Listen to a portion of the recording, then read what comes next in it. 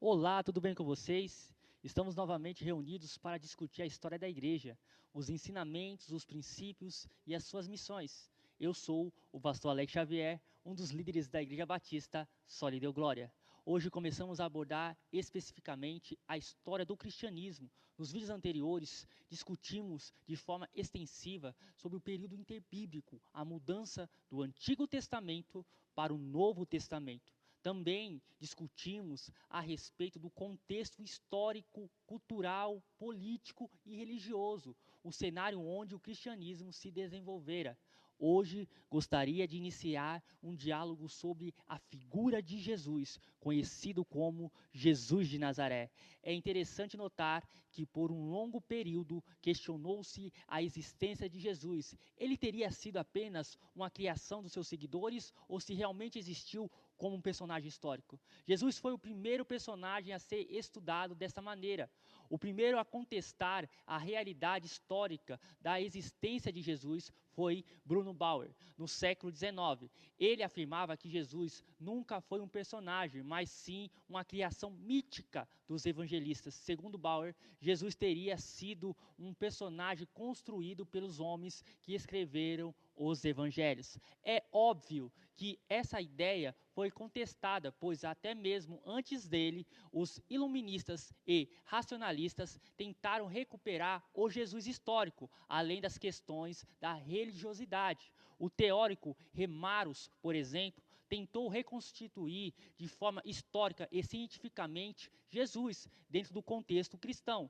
Para ele, Jesus realmente existiu e foi um personagem histórico. No entanto, Remarus argumentava que era necessário distinguir entre o que Jesus realmente fez e ensinou e o que os apóstolos relataram em suas obras. Para ele, Jesus teria iniciado uma rebelião contra os romanos e seus discípulos teriam roubado o seu corpo, criando assim a lenda da ressurreição, que na realidade, segundo ele, nunca ocorreu.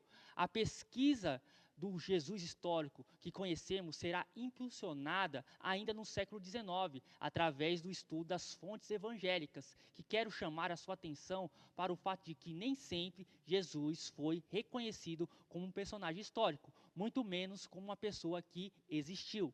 Essa experiência religiosa de estruturar o movimento que persiste até os dias atuais começa com o estudo das fontes dos evangelhos, que é amplamente conhecido nos nossos dias. A partir desse estudo, inicia-se uma pesquisa orientada para reconstruir a figura de Jesus através de um método histórico e crítico. Isso no século XIX. Ainda devido a essas acusações e suspeitas de que Jesus nunca existiu, a história começa a investigar isso de forma mais aprofundada.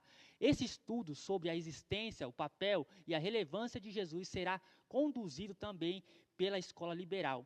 Eles vão retratar Jesus como um propagador de uma ética elevada, de uma religião universal. O que os liberais dirão é que Jesus era, na realidade, um modelo inspirador e precursor dos ideais do século XIX. O ponto de vista dessa escola liberal sobre a história de Jesus é predominantemente psicológico, reduzindo a mensagem de Jesus ao ideal ético e ao ideal religioso.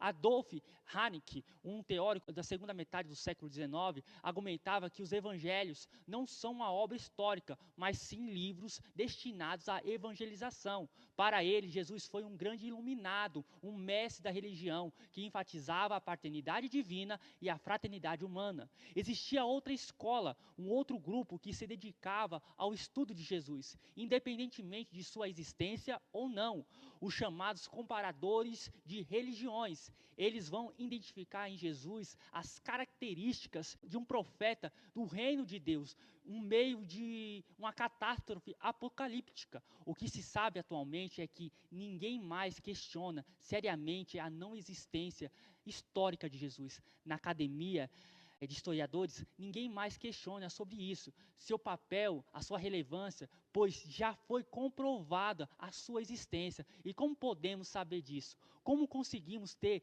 essas correntes distintas e mesmo assim entender a existência desse Jesus histórico? Eu quero deixar isso para o próximo vídeo. Até mais, que Deus vos abençoe.